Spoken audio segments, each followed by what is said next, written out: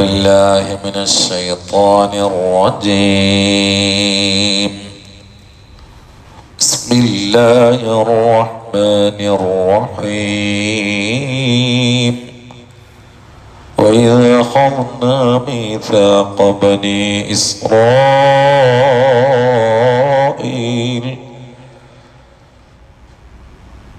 وإذ أخذنا ميثاق بني إسرائيل لا تعبدون إلا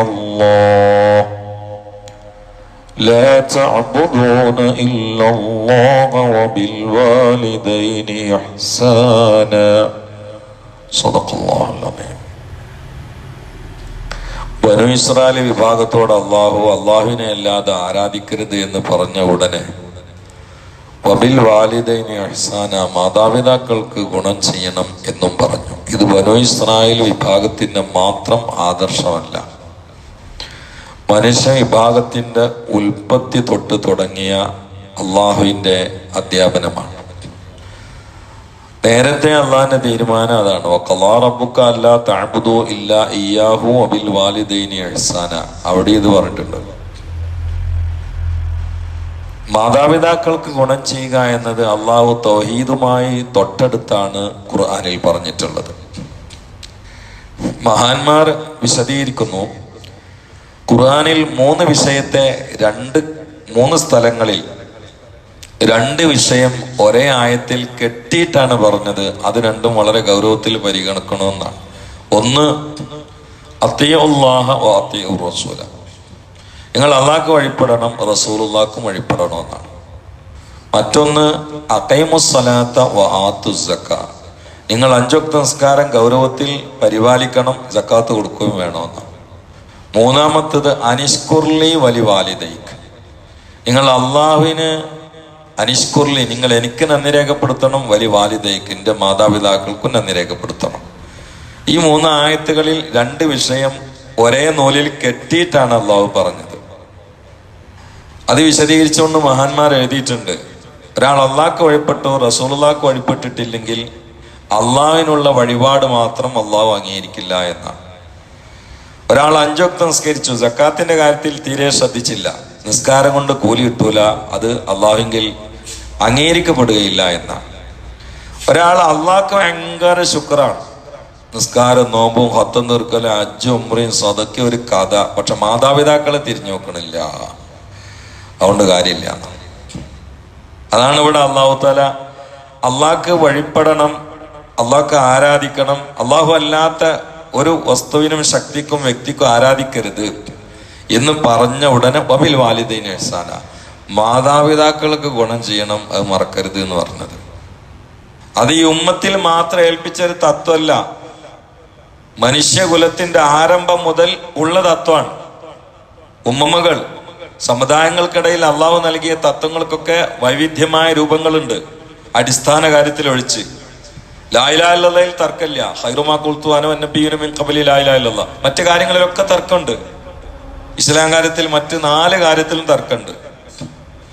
പക്ഷെ തർക്കമില്ലാത്ത മറ്റൊരു കാര്യമാണ് മാതാപിതാക്കൾ അംഗീകരിക്കണം, ബഹുമാനിക്കണം, അനുസരിക്കണം, അവർക്ക് സേവനം ചെയ്തു കൊടുക്കണം, അവരോട് നന്ദി കാണിക്കണം എന്നതിൽ ആദം നബി മുതൽ തർക്കമില്ലാതെ വരികയാണ്. വിഷയത്തിന്റെ ഗൗരവമാണത്. എല്ലാ മതക്കാരുടെ ഇടയിൽ അങ്ങനെയാണ്. ശങ്കരാചാര്യക്ക് ആര്യാമ്പ്യ എന്ന് പറയുന്ന ഒരു അമ്മ ഉണ്ടായിരുന്നു. അയാള് ആധ്യാത്മികമായി പണ്ഡിതനായി ഉയർന്നതിന് ശേഷം തിരിച്ച് അമ്മനെ കാണാൻ വേണ്ടി കാലങ്ങൾക്ക് ശേഷം വന്നപ്പോ അമ്മ ചോദിച്ചു, ഞാനല്ലടാ നിന്നെ വയറ്റിൽ വഹിച്ച് നൊന്ത് പ്രസവിച്ചിട്ട് നോക്കിപ്പോറ്റി വളർത്തിയത്, ഈ ഇപ്പൊ വലിയ പണ്ഡിതനായി, ഈ അമ്മക്ക് എന്താ തരികയെന്ന് ചോദിച്ചപ്പോഴല്ലേ മുപ്പര് തരാൻ കഴിയില്ലാറിഞ്ഞ്. നൈരുച്യം തൽസൗഷണം മലമീശയ്യാബ്ജ സംവത്സരീന്ന പറഞ്ഞേ. വലിയ ശ്ലോകാണ്, ഒക്കെ എനിക്കറിയാം, ഇവിടെ പറയേണ്ട ആവശ്യമില്ല, അത് പറയേണ്ട സ്ഥലത്തല്ലേ പറയട്ടുള്ളൂ. ഞാൻ എന്ത് തരാനാ അമ്മ നിങ്ങൾക്ക്? ഇന്ന വയറ്റിൽ കൊണ്ടെടുക്കുന്ന സമയത്ത് നിങ്ങൾക്ക് ഭക്ഷണത്തിനോട് നൈരുച്യം, രുചി ഉണ്ടായിരുന്നില്ല എന്ന് പറഞ്ഞു. തൽസൗഷണം, ആ കാരണത്താൽ നിങ്ങൾ ക്ഷീണിച്ചില്ലേ? ആ 10 മാസങ്ങളെ അവസ്ഥ എന്താണ്? മലമീശയ്യാബ്ജ സംവത്സരി, നിങ്ങളെ മലത്തിലും മൂത്രത്തിലായിരുന്നില്ല എന്റെ കടുത്തം. നിങ്ങൾക്ക് പരാതി ഉണ്ടായിട്ടില്ലല്ലോ, പ്രയാസം ഉണ്ടായിട്ടില്ലല്ലോ. എന്റെ മലത്തിലും മൂത്രത്തിലും കിടന്നിട്ട് ഉറക്കല്ലാതെ പള്ള വെറുത്തിട്ട് കാലുമൊക്കെ നീരിറങ്ങിയിട്ട് ഭക്ഷണത്തിനോട് വിമിഷ്ടായിട്ട് എന്നെ സഹിച്ച് ക്ഷമിച്ച് കൊണ്ടുനടന്നിട്ട് അവസാനം എന്നെ പ്രസവിച്ച നിങ്ങൾക്ക് ഞാൻ എന്ത് നന്ദി ചെയ്യാനാണ്? എനിക്ക് കഴിയില്ല എന്ന് മൂപ്പര് കൈമലർത്തി. പിന്നെ കുറച്ച് ശ്ലോകം ഉദ്ധരിച്ച്, നമസ്തേ നമസ്തേ ജഗന്നാഥ വിഷ്ണു. സോറി പെടുന്ന പറയേണ്ട ആവശ്യമില്ല. അപ്പൊ അത് ഏത് മതക്കാരുടെയിലും തർക്കമില്ലാത്ത കാര്യമാണെന്ന് ഞാൻ പറയുന്നത്. ഒരു മതക്കാരുടെയിലും തർക്കമില്ല. പ്രത്യേകിച്ച് ഇസ്ലാമിൽ തൗഹീദ് പറഞ്ഞ ഉടനെ അതിനോട് കെട്ടിയിട്ടാണ് വബിൽ വാലിദൈനി ഇഹ്സാന എന്ന് പറഞ്ഞത്. വളരെ നോട്ട് ചെയ്യേണ്ട വാക്കാണ്. അനിഷ്കുർലി കഴിഞ്ഞില്ല, അള്ളാണ് പറയുന്നത്. വലി വാലിദൈ ഇടയിലൊരു കാര്യം പോലും ഇല്ല. അറബിയിൽ മുഅ്തരിള ജുംല എന്നൊരു സംഗതി ഉണ്ട്. ഒരു വിഷയം പറഞ്ഞിട്ട് അതിനോട് ബന്ധപ്പെട്ട് പറയണതിന് മുമ്പ് ഇടയിൽ അത്ര ബന്ധമില്ലാത്തൊരു കാര്യത്തിനെ കൂട്ടുന്നതിനാണ് മുഅ്തരിള ജുംല എന്ന് പറയാം. അത് ഖുർആനിലുണ്ട്, പക്ഷെ ഇവിടെ അതൊന്നുമില്ല. അനിഷ്കുർലി ഇനി ഒന്നുമില്ല, വലി വാലിദൈ ഇനി വേറെ വർത്താനില്ല.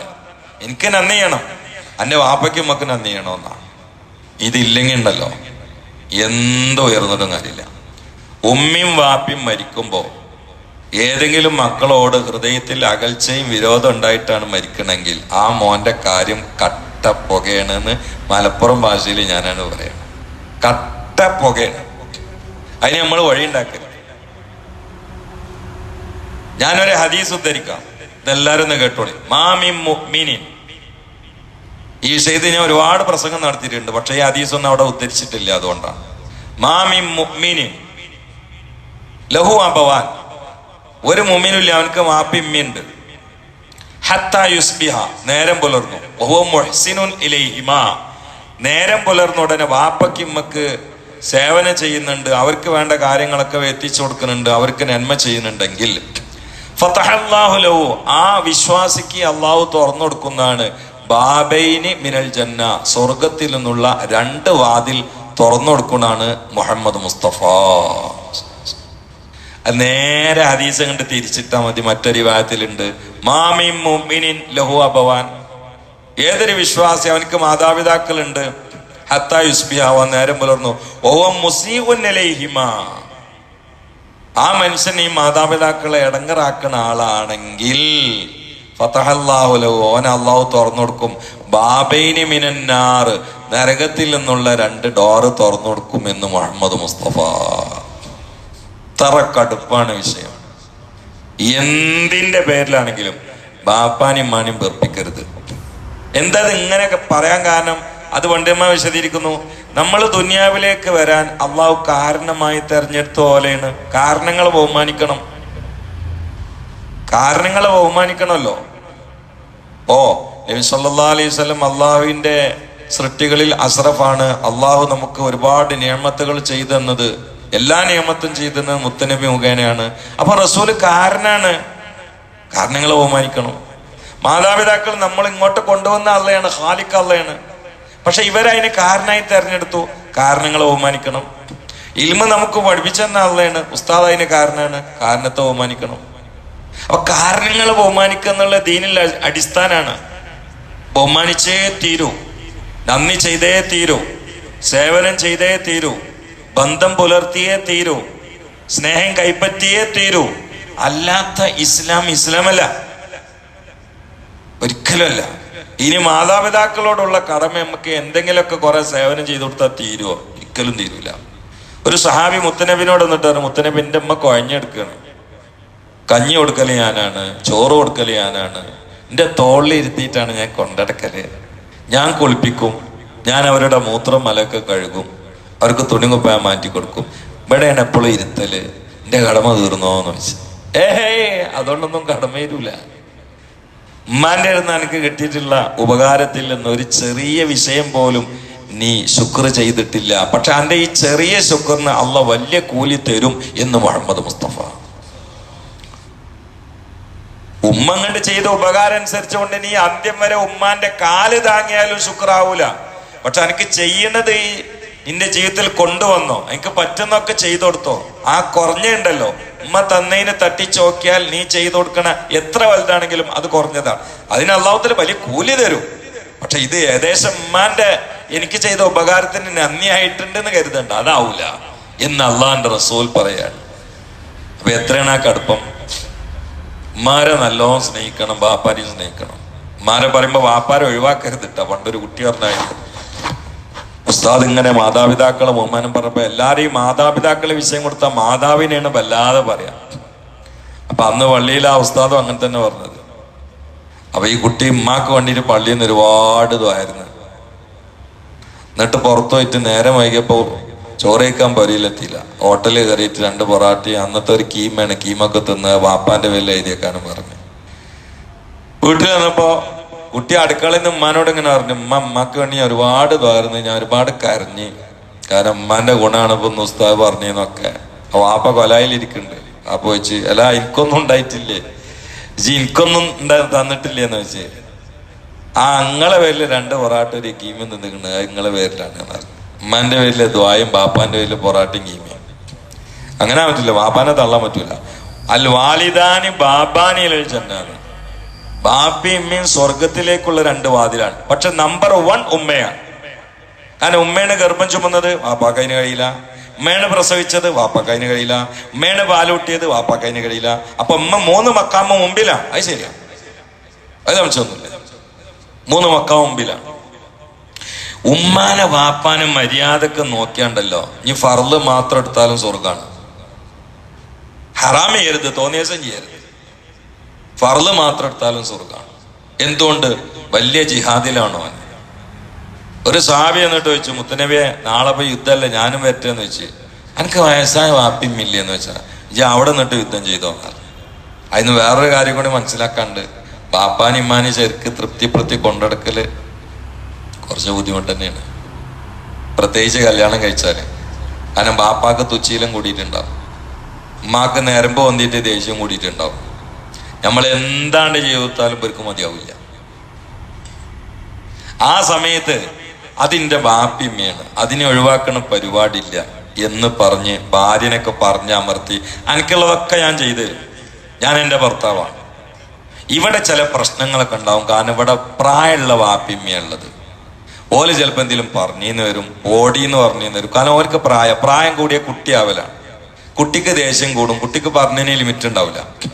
ആ രൂപത്തിൽ എൻ്റെ ഉമ്മാക്ക് അയക്കണം. ബാപ്പാക്ക് ചന്യം ബാധിച്ചിരിക്കണം. അതുകൊണ്ട് എൻ്റെ ഉമ്മാനും ബാപ്പാനെയും എതിർത്തിട്ട് എന്നോടൊന്നും പറയരുത്.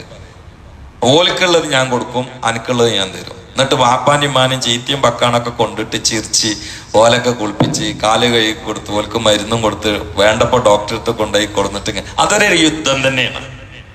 അതിനാലപ്പോ ഇത്ര കൂലിയിട്ടാണ്. അല്ല നമ്മള് പുരയിൽ ഇങ്ങനെ വലിയ ജഡ്ജിയാകാം, എന്നിട്ട് വാപ്പ വർത്താനം പറഞ്ഞൊക്കെ ഇങ്ങനെ എഴുതിയെടുക്കുക. നിങ്ങൾ ഇന്നലെ പറഞ്ഞിരുന്നത് എന്ത് ന്യായമാണ്? ഉമ്മാനോടേ പറയാം, നിങ്ങൾ അവളോട് അടുക്കളയിൽ എന്ന് പറഞ്ഞത് ദീനാണോ? തള്ളെ മരിച്ചു പോണ്ടേ? ഇത് മുമ്പൊരു ഭയങ്കര കടുകെട്ടി ഇമ്മാന്റെ കുറെ ഡയലോഗും. അങ്ങനെ ആകുമ്പോ യുദ്ധാവില്ലല്ലോ. എങ്ങനെങ്കിലും ഓല രണ്ടാലും സ്വർഗത്തിലെത്തിക്കാനൊക്കെ പൊരുത്തപ്പെട്ടു കൊടുത്തിട്ട് എന്താച്ച പറഞ്ഞോട്ടെ നിങ്ങൾക്ക് സഹിക്കണേനല്ലേ യുദ്ധാകുക എന്ന് പറയാം. അതിനല്ലേ ഇത്ര വലിയ കൂലി കിട്ടുന്നത്. അതുകൊണ്ട് വളരെ ഗൗരവത്തിൽ ശ്രദ്ധിക്കേണ്ട ഒരു കാര്യമാണത്. നബി സല്ലല്ലാഹു അലൈഹി വസല്ലമയുടെ വഫാത്ത് നടന്ന് 3-ാം ദിവസമാണ് എൻ്റെ ഓർമ്മ. മദീനയിലൊരു പെണ്ണ് വന്നു, കുറെ ദൂരേന്ന് വന്നാണ്. അവളുടെ സ്വഭാവം പിശാചിനെ പൂജിച്ചിരുന്ന പെണ്ണാണ്. പിശാചിനെ പൂജിക്കുക, സിഹിർ ചെയ്യുക, ആളുകളെ ഉപദ്രവിക്കുക, അങ്ങനെയൊക്കെ ചെയ്തിരുന്ന ഒരു പെണ്ണാണ്. ആ പെണ്ണ് പിന്നെ നന്നാവണം എന്ന് ആഗ്രഹിച്ചു. നന്നാവണം എന്ന് ആഗ്രഹിച്ചിട്ട് മുത്തനബിനെ തെരഞ്ഞിട്ടാണ് മദീനത്തേക്ക് വന്നത്. ഇസ്ലാം വിശ്വസിച്ചു. മുത്തനബിനെ തെരഞ്ഞ് എനിക്ക് ഇങ്ങനെയൊക്കെ ആയിട്ട് ഇത്രയും കാലം തള്ളിയിട്ട് എത്ര ആൾക്കാരെയാണ് ഞാൻ ഉപദ്രവിച്ചത്, എത്ര സമയമാണ് പിശാചിനെ ഞാൻ പൂജിച്ചത്, ഇനി എനിക്ക് നന്നാവാനുള്ള എന്തെങ്കിലും വഴിയുണ്ടോ എന്ന് അന്വേഷിച്ചിട്ടാണ് വന്നത്. വന്നപ്പോഴേക്ക് അള്ളാഹുവിന്റെ റസൂൽ ഖബറിലാണ് സ്വല്ലല്ലാഹു അലൈഹി വസല്ലം. അപ്പൊ ഒന്നും കൂടി മനസ്സിന് അക്ഷമയായി. പൊട്ടി കരഞ്ഞ് ആണ്ടുകൊണ്ട് ഓടാനാ. ആയിഷാബിന്റെ അടുത്ത് പോയി, പല സഹാബാക്കളുടെ അടുത്ത് പോയി, എനിക്ക് എന്തെങ്കിലും ഒരു മാർഗം ഉണ്ടോ? ഞാനാണ് ആ സീർ എത്തിയിരുന്ന പെണ്ണ്, ഞാനാണ് ആ പിശാചിനെ പൂജിച്ചിരുന്ന പെണ്ണ്, എന്തെങ്കിലും മാർഗം ഉണ്ടോ വെച്ചിട്ട് ആണ്ടോട്ട് ഇങ്ങനെ യാത്ര ചെയ്യാൻ തുടങ്ങി. അങ്ങനെ കുറെ പെണ്ണുങ്ങളുണ്ടാവും ശൈത്താന്മാരെ പൂജിച്ചിരിക്കുന്നവര്, കുറെ അത്ഭുതങ്ങളും കാണിക്കാൻ കഴിയും അവർക്ക്. അപ്പൊ ഇങ്ങനെ പറഞ്ഞു. അവസാനം ആയിഷാബിന്റെ അടുത്തെത്തി. എല്ലാ സഹാബാക്കളും ഒഴിഞ്ഞു. സീറ ചെയ്തിട്ട് ഇത്രയും കാലം ജീവിച്ചിട്ട് എന്നോട് എന്ത് തൗബന്റെ കാര്യം ഞങ്ങൾക്ക് പറയാനുള്ളത്? എന്റെ പണി സീറ ചെയ്യലായിരുന്നില്ല, ഇനിയിപ്പോ എന്ത് തൗബന്റെ കാര്യം എന്നോട് പറഞ്ഞു തരാനുള്ളത് എന്ന് വെച്ചിട്ട് സഹാബാക്കളിൽ പലരും ഒഴിഞ്ഞു. ആയിഷാബി പറഞ്ഞു, എനിക്ക് വാപ്പിമ്മയുണ്ടോ?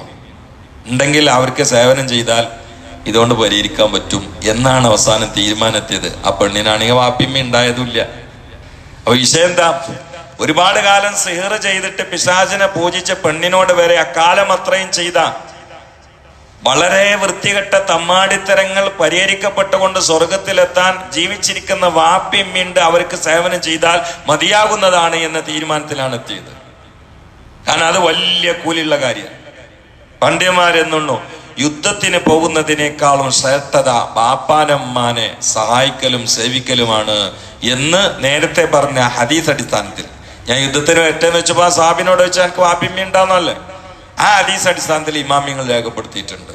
യുദ്ധക്കളത്തിൽ ഇറങ്ങി ജിഹാദ് ചെയ്യുന്നതിനേക്കാളും കൂലി പ്രായമുള്ള ബാപ്പാനിമ്മാനി നോക്കിയിരിക്കലാണ് എന്ന് മുഹമ്മദ് മുസ്തഫ. അത് മറ്റൊരു രൂപത്തിൽ ഒരു വെറൈറ്റിയിൽ ഖുർആൻ പറഞ്ഞിട്ടുണ്ട്. ഖളാ റബ്ബുക അല്ലാ തഅ്ബുദൂ ഇല്ലാ ഇയ്യാഹു വബിൽ വാലിദൈനി ഇഹ്സാനാ ഇമ്മാ യബ്ലുവന്ന ഇൻദകൽ കിബറ അഹദുഹുമാ ഔ കിലാഹുമാ ഫലാ തഖുൽ ലഹുമാ ഉഫിൻ വലാ തൻഹറുഹുമാ വഖുൽ ലഹുമാ ഖൗലൻ കരീമാ. അത് വേറെ രൂപത്തിൽ തന്നെ ഈ കൂടുതൽ പ്രശ്നങ്ങളും പൊട്ടിത്തെറിയും ബാപ്പാനോടുള്ള അകൽച്ചയും ഉമ്മാനോടുള്ള വെറുപ്പൊക്കെ തോന്നല് അവരുടെ ആരോഗ്യകാലത്തല്ല. ആരോഗ്യമെല്ലാം ക്ഷയിച്ച് ഇനി അവരൊന്നിനും പറ്റാത്ത മുടക്കാച്ചരക്കാവുമല്ലോ, ആ സമയത്താണ് ഇതൊക്കെ തോന്നുക. അപ്പോഴാണ് ഓൽക്ക് നിയന്ത്രണം ഇല്ലാതെ വർത്താനം പറയേണ്ടി വരിക. കൊലായി വരുന്നിട്ട് തുപ്പുമ്പോ മുറ്റത്തുകാർക്കും തുപ്പണത് ഒക്കെ മാർമൾമ വീഴും. അപ്പൊ മോനെ ദേഷ്യം പിടിക്കും. എന്റെ ജീവിതത്തിൽ എനിക്ക് അങ്ങനെ അനുഭവം ഉണ്ടായിട്ടുണ്ട്. ഞാൻ ആളെ പറയില്ല, സ്ഥലം പറയില്ല. ഇവിടെ അല്ലാന്ന് ഞാൻ പറയാം, നാട്ടിലല്ല കേട്ടോ. പിന്നെ ഞാൻ മുമ്പ് നീന മഹലിലും അല്ല, പക്ഷെ അവിടെ നിൽക്കുന്ന കാലത്ത് ഒരു മദ്രസയിൽ മുഅല്ലിമ് പാവപ്പെട്ട ആളാണ്.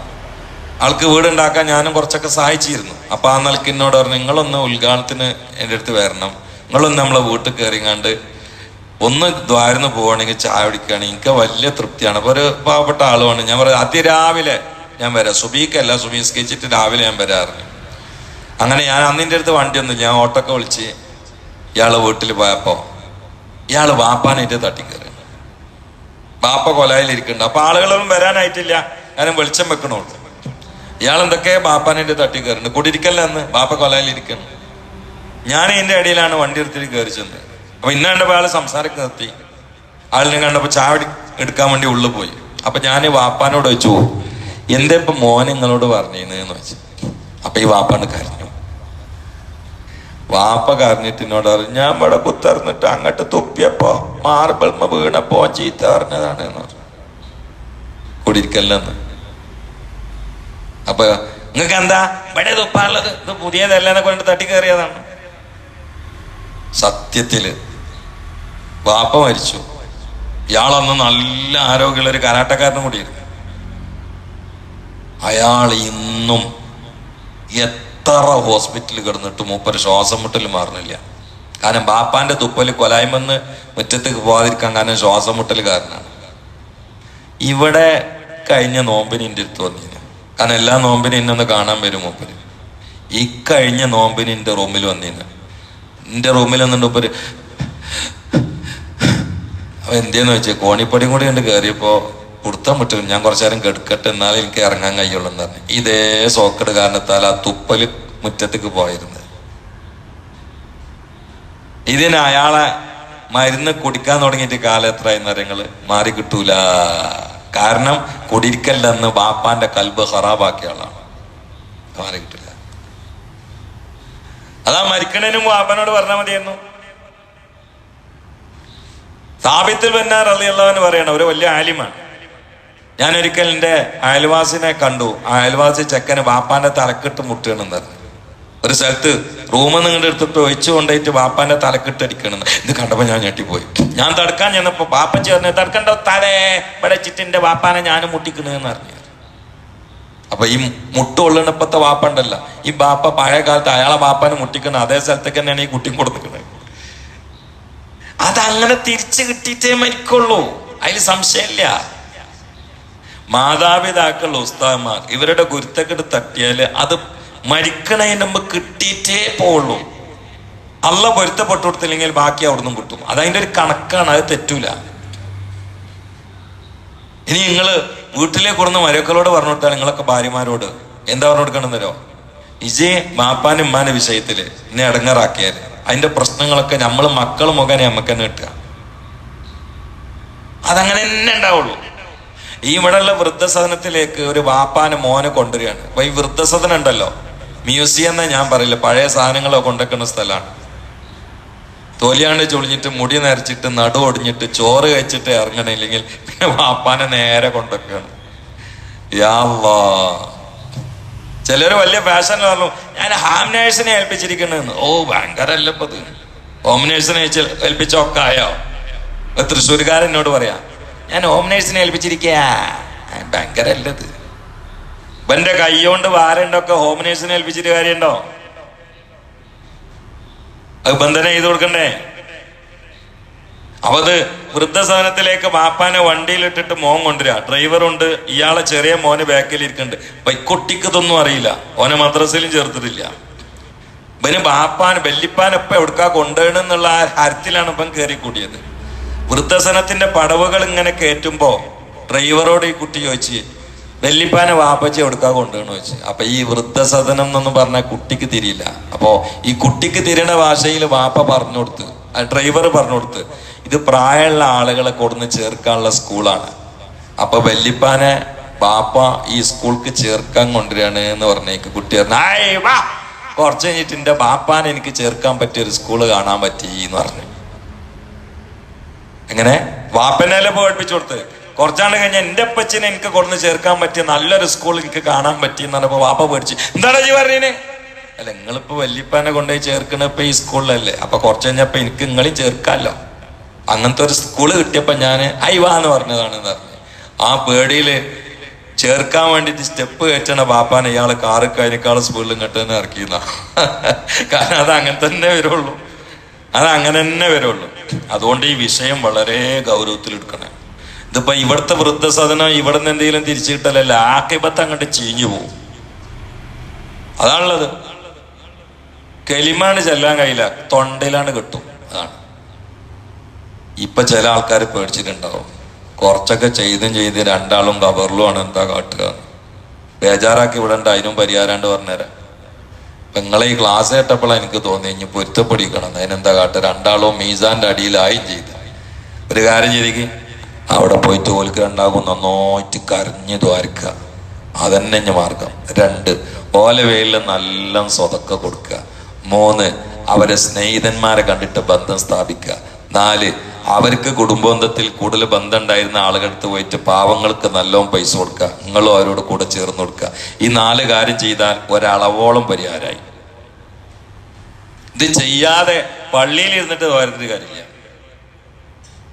4 കാര്യം ചെയ്യുക. രണ്ടാളും കബറിൽ എത്തിയിട്ടുണ്ടെങ്കിൽ ഒരളവോളം പരിഹാരമായി. ആ കൃത്യതയിൽ പൂർണ്ണമായി എത്തൂലെങ്കിലും പിന്നുള്ള പരിഹാരത്തിന് ഈ 4 കാര്യം പറ്റും. അല്ലെങ്കിൽ ഉണ്ടല്ലോ, നിങ്ങൾ എത്ര തന്ത്രമുള്ള ആളായിട്ടും കാര്യമില്ല, അതൊക്കെ പാടും. എല്ലായിടത്തും പാടും. ഈ ഗുരുത്തക്കണ്ണ അങ്ങനെ പ്രശ്നമുണ്ട്. നമ്മൾ ട്രിക്ക് കൊണ്ട് ജയിക്കൂല, എല്ലായിടത്തും പാടും. അതുകൊണ്ട് അള്ളാഹു കാത്തുരക്ഷിക്കട്ടെ.